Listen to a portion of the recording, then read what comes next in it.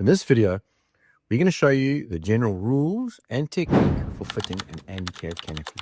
In order to commence fitment, your fitter or technician will require the following basic tools: a battery-operated portable drill, an 8mm socket head, a 13mm socket head, a 13mm ratchet spanner, a 13mm spanner, an 8mm spanner, a T25 bit, and a star screwdriver bit.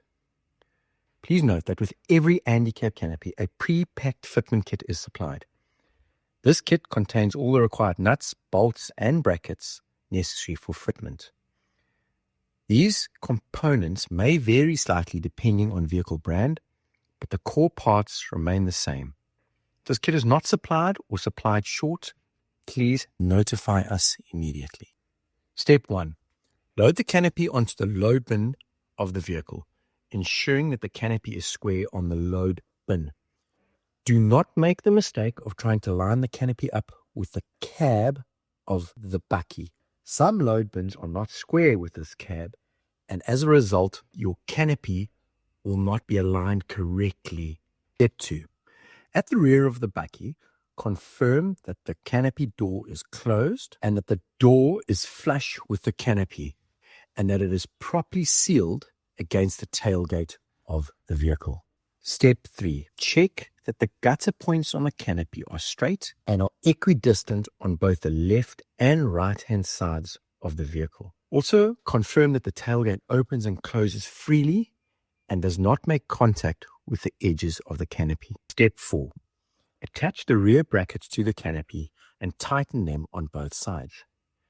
Tightening the rear brackets first prevents the canopy from shifting during the remainder of the fitment process. Step 5. Attach and tighten the brackets in the middle and front sections of the canopy.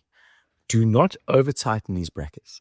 The canopy is fitted with a 20mm base rubber, which should compress to approximately 10mm once tightened.